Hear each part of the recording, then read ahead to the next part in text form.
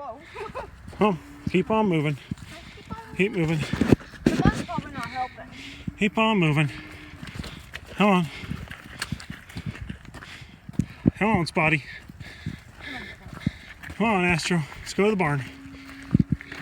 Let's go to the barn, buddy. Come on, let's go to the barn. We got Mama and Baby in the barn now. We kicked the boys over to the other side. Mama's eating grain. Baby boy had some grain. Now he's back here by himself. But we got him in here. The reason we did that is little man got pushed over by some cows. Was covered in mud on his one side literally from about the center line of his back, clear down the side of him. So we wanted to make sure we got him in here where it was warmer. Mama could clean him off, so on. So he's doing better.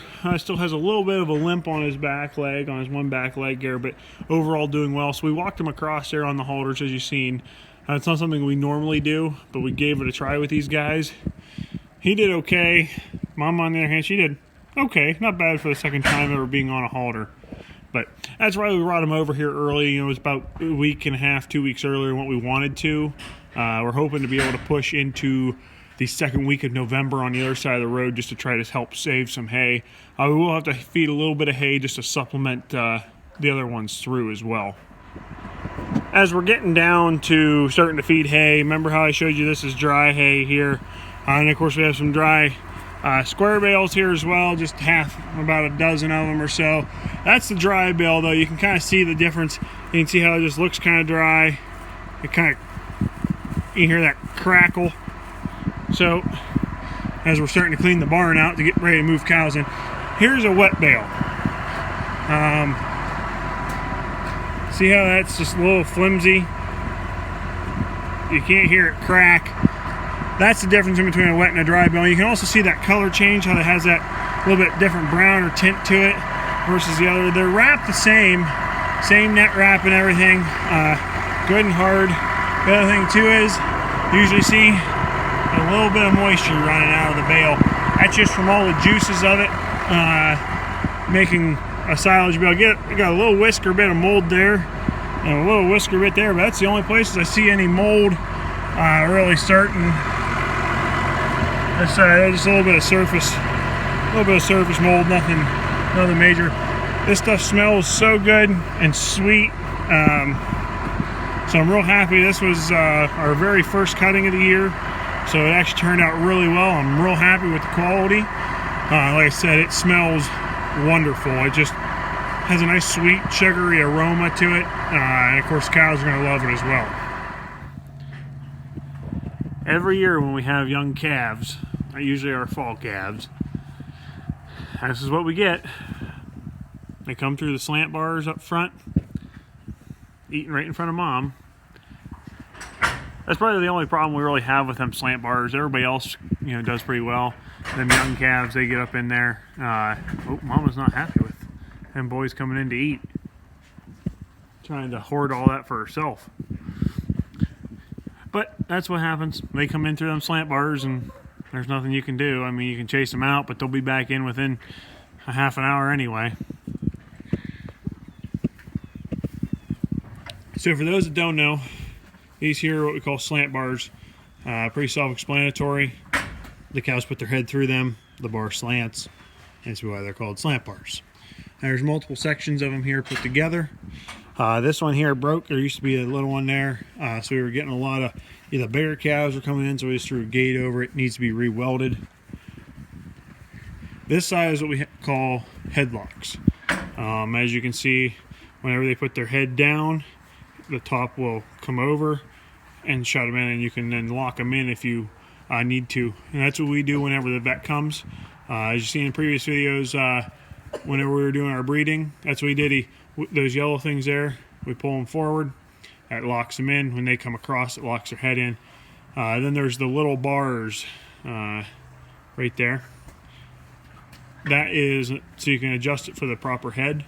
So these are, I guess we call adult cows on this end, and this would be for younger calves on this end. The bigger cows can still stick their heads through. As you can see, we have the bars out of them. So there's a reason why we keep them out until we need them whenever the vet comes. So some of the reasons why we keep these bars out, I said they come in right here. They sit down here. The reason we keep them out, as you can see right there's one that's in. It's got a little spring on the top. Down. The reason we keep these out now is we had some calves probably about their size, maybe a little bit smaller. They both put their head in the same headlock. Well, the one that was on, one went down, the other one down on top of them. Thank goodness Becky and I were in the barn. We were able to help them get them back up out. And if we wouldn't have been in the barn, we would have came in and both of them calves would have been dead. It's not a common thing, but they did stick two heads through one headlock, and that's what it can happen. Those are the harsh realities of farming that don't get talked about very often, is the unfortunate death of animals, and it happens to everybody. It's happened to us. Not with a set of headlocks, thank goodness, just because we were able to save them too. So that's why we keep them out now. We do keep this one in here just because it's such a large opening there. But and then all the big ones, they all have theirs. The big ones are, you can't really get another head in with the big ones. It's just too big. So that's just our reason why we don't, whenever, but like when the vet comes, we'll throw the bars in there, and we can take them right back out just as easy. So as we begin to make a different paddock, we've been up to the knob up there, and as you can see how nice and green it is down where we started. Remember how I said before, look at that nice hillside, just everything's turning, looking really nice. Cows are down there eating a bale. Started feeding them bales this week. There, I showed you them nice wrap bales after we got them cut open.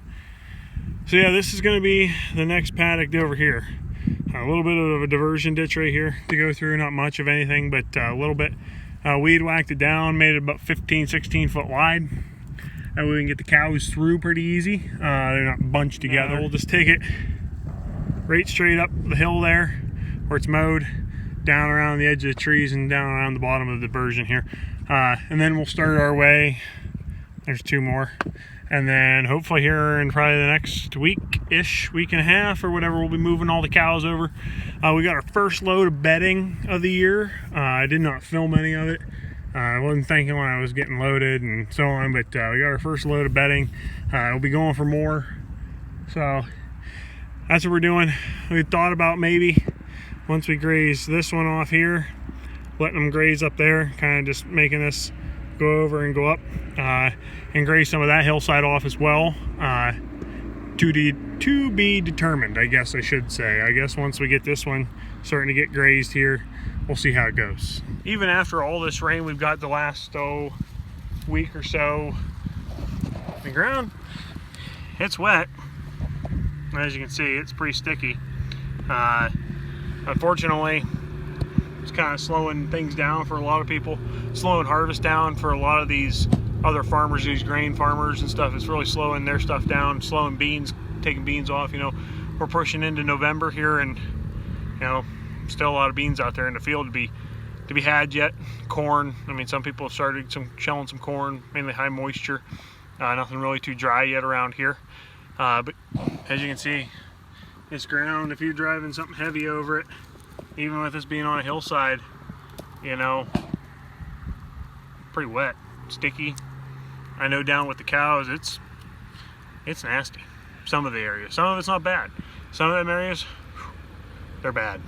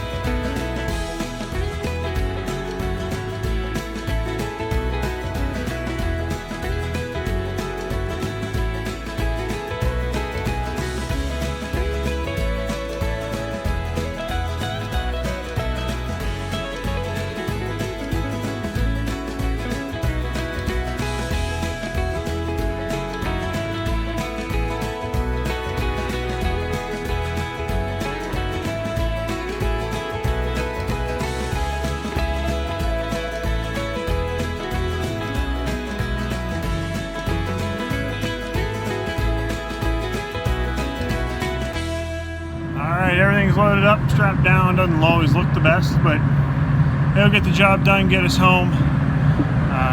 That middle one's always a pain just because there is nowhere to strap to. So let's get it trucking on home. I'm just here picking up some bedding. Alright, now we're leaving here. Just got loaded up. We're on our way out the driveway now. We can fit 3 bags on this trailer easily. The 4th bag, if you turn all the pallets sideways, can be make it a little difficult to get off. It also weighs the trailer down quite a bit. So I try not to unless I'm in dire need and I can't make it back. This bedding's almost like a powder, very dusty. It comes off the mill in a dust collection. But it absorbs the moisture in the barn. It absorbs the urine of the cows very well. It does a great job, and basically all you're getting rid of whenever you're cleaning the barn, essentially just the poop and the urine. This bedding does a really nice job. Very gracious for Ernst to provide it for us. As you can see, got myself a new hat. I always wear the biomass hat in a lot of the videos. Stopped by the other day, got another load of bedding. Picked up a new hat while I was at it, so thank you. For those that don't know, I used to work there for several years. Most people I worked with are still there. So that's still stopped back in now after being gone probably close to 3 years now. Hard to believe. I've been gone 3 years from there. Still stop in. I get bedding for the cows. I'm not sure how much this year. I'm going to actually keep track of how much bedding we actually go through. When I left, when I got there, I ran across the scale just for curiosity's sake, see what I was weighing with about 3/4 tank of fuel in the trailer. I went back across when we were leaving. I roughly have about 2,100 pounds on of bedding. So about 700 pounds a bag, or roughly 600 to 700 pounds a bag, I guess, just depending. Some are a little fuller than others.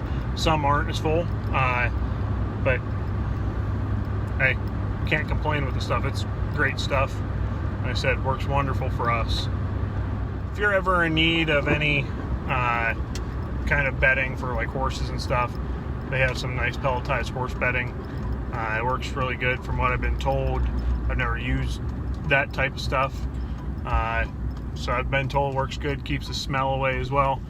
If you need any type of seed, whether that's a cover crop of some sort or just planting a food plot for deer or turkey, call them, email them, whatever you gotta do. I'll put a link down in the description for their website and their phone number and everything. Call them. Great people to deal with on the phone. They'll give you planting instructions. If you're not sure how to do it, they can kind of assist you in ways if you're unsure. If it's the first time you've ever done a planting project, measure the area. If you give them the approximate measured area, they can get you the approximate amount of seed. You don't have to just go there and buy a 2-pound bag or a 50-pound bag. You can order any amount that you're going to need.